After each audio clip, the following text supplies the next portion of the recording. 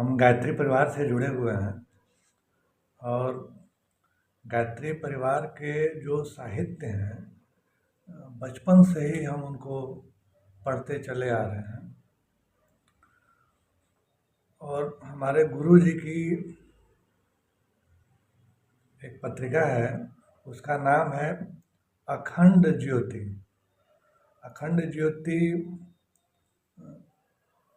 30 पन्नों का एक पत्रिका है जिसमें किसी भी तरह का विज्ञापन नहीं आता है और इसमें कहानियाँ भी होती हैं, आध्यात्मिक विचार भी होते हैं, विज्ञान और सामाजिक विषय, हर चीज़ों से संबंधित लेख इसमें आते हैं।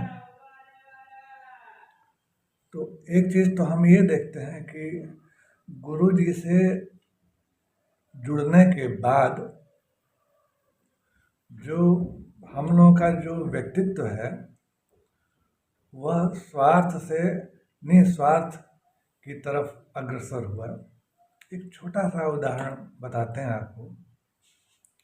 जब भी हम लोग अखंड ज्योति पत्रिका का प्रचार प्रसार करते या फिर कई बार ऐसा होता है कि गुरु जी के पुस्तकों का हम लोग कहीं पर छोटा सा स्टॉल लगाते तो अक्सर लोग यह पूछते कि आपको कितना कमीशन मिल जाता है, कितना आपको फ़ायदा मिलता है।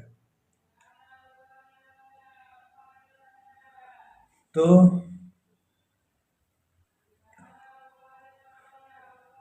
हम यह महसूस किए कि गुरु जी हम लोग को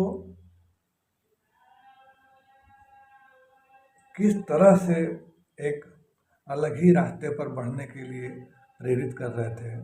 इसीलिए गुरु जी का जो था कि विचार क्रांति अभियान, लोगों के विचारों में परिवर्तन हो। जब लोग यह जानते थे कि नहीं, हम लोग तो गुरु जी के विचारों को जन जन तक, घर घर तक पहुंचाने का प्रयास कर रहे हैं, इसलिए इन पत्रिकाओं को जो है आप तक ले करके आ रहे हैं। इससे कोई पैसे का लाभ हम लोग को नहीं होना है। हम लोगों को गुरु जी की कुछ विचारों से प्रेरणा हुई, कुछ अच्छा लगा, अपने अंदर हम लोग कुछ परिवर्तन महसूस किए और गुरु जी ये कहे भी हैं कि तुम हमारे हाथ पैर हो, हमारे विचारों को जगह जगह तक। हम लोग के अंदर जो श्रद्धा भाव उनके प्रति थी, जो अपनापन उनके प्रति था और है भी, तो उसी को ले करके हम लोगों के पास जाते। और अक्सर लोग कहा करते कि कितना फ़ायदा होता है। ये हम बात बता रहे हैं अपने बचपन के अध्ययन के दिनों की, जब हम पढ़ाई किया करते थे उस दरमियान की हम बातें बता रहे हैं। तो लोग फ़ायदे की बात पूछते और उस समय हम लोग ये कहते कि नहीं, हम लोग गुरु जी के अंग अवयव हैं और गुरु जी ऐसा बोले हैं, कहे हैं कि हमारे विचारों को जन जन तक पहुंचाओ। तो उस समय हम गुरु जी की गायत्री मंत्र लेखन वाली कापी खरीद करके और उस पर गायत्री मंत्र लिखते।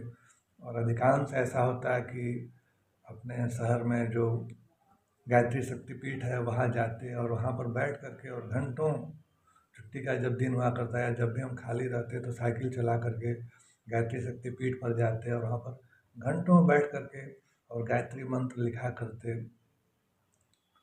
तो उस समय हम ये देखते थे कि लोग आते हैं मंदिर पे और मतलब अंदर का जो विचार है कि लोग मंदिर पर आते हैं और किसी से भी कहने लगते हैं कि तुम करो, ये काम तुमको करना चाहिए, सफाई कर दो, यहाँ ऐसे कर दो, बर्तन लेते आओ। या कई बार ये मन में आता था कि यहाँ पे कितनी गंदगी है, क्यों नहीं ये लोग साफ क्यों नहीं करते हैं। वो भंडारे का समय है तो वहाँ बर्तन कोई क्यों नहीं साफ कर रहा है। बाद में हमको पता चला कि अरे यहाँ तो सभी श्रमदानी और समयदानी हैं, कोई यहाँ पर कोई मालिक नहीं है, कोई आदेश देने वाला नहीं है, हमें तो स्वयं ही करना पड़ेगा। हमको भी यहाँ पर अपना श्रम लगाना पड़ेगा, अपना समय लगाना पड़ेगा। तो किसी को कहने और बोलने की ज़रूरत ही नहीं पड़ती थी। देखते थे कि कौन सा काम हमारे लायक है। कोई बर्तन गंदा है तो बर्तन साफ करने लगते थे, कहीं फर्श गंदा है तो पोछा लगाने लगते थे, कहीं कोई प्यासा दिख रहा है तो उसको पानी पिलाने लगे। तो गुरुजी से जुड़ने के बाद पहली बार यह एहसास हुआ कि बिना किसी स्वार्थ के, कामना के, बिना किसी निजी लाभ के भी कुछ काम किया जा सकता है।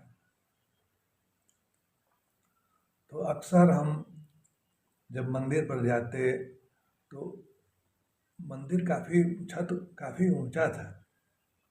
20 फीट की सीढ़ी लगा करके, और तब जो है छत पर बहुत झाला लगा हुआ था। सावन का समय था, छत पर झाला लगा हुआ था। तो मन में यह विचार आया कि क्यों ना झाला साफ कर दिया जाए। तो बहुत बड़ा छत बहुत बड़ा था। तो झाला साफ करने में कई दिन लग गया। रोज़ जाते 15-20 मिनट तक के लिए रोज़ सफाई करते। 10 फुट बाई 10 फुट का छत हम साफ करते। तो सावन का समय था, हम देखते थे कि माताएं बहनें आती थीं वहाँ पर, और बेलपत्र लेकर के, फूल लेकर के वहाँ पे चढ़ाती थीं माताएं बहनें। अगल बगल के बहुत सारे बच्चे भी वहाँ पर आते थे, और वो भी अपना जो है पैर पड़ते थे, माथा टेकते थे। तो हमको बड़ा अच्छा लगता था कि बताओ, माताएं तो माताएं, ये छोटे छोटे बच्चे भी अगल बगल के गांव के कितने श्रद्धालु हो रहे हैं, कितने अच्छे हो रहे हैं। मन में यही सब, और हमारी भी भक्ति भावना बढ़ती थी। हम भी खूब वहाँ पर जितनी देर रहते थे मन ही मन गायत्री मंत्र का जप करते थे। तो एक दिन क्या हुआ कि हम ऊपर सीढ़ी पर बैठे हुए थे और छत साफ कर रहे थे, और आने जाने वाले लोगों पर भी निगाह पड़ जाती थी। मंदिर के सामने लोग मत्था टेकते थे, उसी क्रम में अगल बगल के कुछ बच्चे भी वहाँ पर आ जाया करते थे। तो जमीन से जो बच्चे हमको श्रद्धालु दिखते थे कि वो पैर पड़ रहे हैं, ऊंचाई पर जब हम ऊंचाई से जब देखना शुरू किए तो हम ये देखें कि जो माताएं बहनें उन जगहों पर पत्तियों के साथ साथ 1 रुपये का, 5 रुपये का, 10 रुपये का जो सिक्का रख करके जा रही हैं, ये बच्चे आ रहे हैं तो उन्हीं सिक्कों को उठा रहे हैं और उठा करके ले करके जा रहे हैं। तो नीचे से,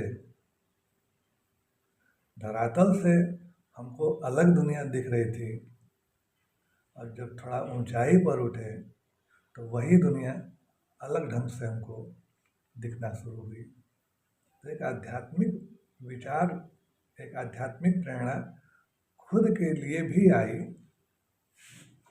कि क्यों न भीतर की ऊंचाई, विचारों की ऊंचाई को बढ़ाया जाए, जिससे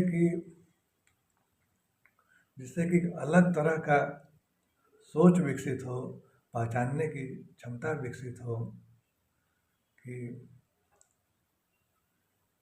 कैसे कैसे विचार हैं, श्रेष्ठ विचार कौन है, गंदे विचार कौन है। बाहर के विचार नहीं, बाहर के श्रेष्ठ और अच्छे और गंदे विचारों से या बाहरी अच्छे और गंदे लोगों से कुछ ज़्यादा लेना देना नहीं है। अपने ही अंदर बहुत सारे दोष, दुर्गुण, बुराइयाँ, गंदगियाँ सब भरी पड़ी हैं, और वो बुराइयाँ, मतलब उस सीढ़ी पर बैठे बैठे ये सारी चीज़ें जो है चल रही थी।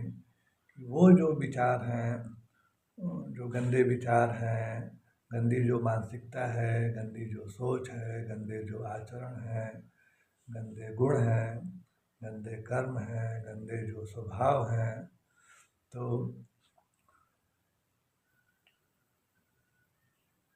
उनसे ऊपर उठा जाए, और ऊपर उठ करके और देखा जाए कि क्या क्या गंदगियाँ हैं, तो विचारों से ही तो ऊपर उठना पड़ेगा। और जब विचार जब शुद्ध होंगे, पवित्र होंगे, विचारों में जब ऊंचाई आएगी, सृष्टता आएगी, तभी तो हम यह समझ पाएंगे कि क्या अच्छा है और क्या बुरा है। तो ऊंचाई पर वह सीढ़ी हमको यह सोचने के लिए, मतलब गुरुजी ऐसे ही सिखाते हैं, क्योंकि सूक्ष्म सत्ता में अब तो गुरुजी स्थूल शरीर में तो है नहीं, और लेकिन वो सिखाते तो हैं, अखंड ज्योति के माध्यम से सिखाएंगे, अपने जो है वाङ्मय के माध्यम से सिखाएंगे, अनेक पत्र पत्रिकाओं के माध्यम से सिखाएंगे, और ऐसे डायरेक्ट भी वो विचारों के रूप से भी सिखाते हैं। तो ऊंचाई पर चढ़ने पर हमको यह समझ में आया कि वो बच्चे श्रद्धालु नहीं, वो बच्चे लालची हैं और वो चोरी कर रहे हैं। तो ऐसे ही जब स्वयं के विचारों की जब ऊंचाई बढ़ेगी तो यह समझ में आया कि अरे अभी तक अपने जिन विचारों को हम अच्छा मानते थे, अच्छा जानते थे, वो तो हमारे गलत गलत सोच थे, हमारे गलत गुण थे, हमारे गलत स्वभाव थे। और ऊंचाई पर जाने पर, विचारों में ऊंचाई बढ़ाने पर, श्रेष्ठता बढ़ाने पर एक अलग तरह की जो है दुनिया दिखती है। नीचे से अलग तरह की दुनिया और ऊंचाई से अलग तरह की दुनिया।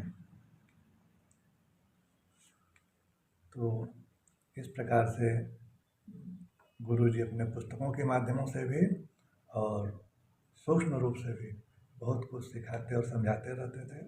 और ऐसे ही मन में जो भाव विचार आते हैं, कभी कभी वीडियो पर बोलने की कोशिश करते हैं। वीडियो को देखने के लिए आपका बहुत बहुत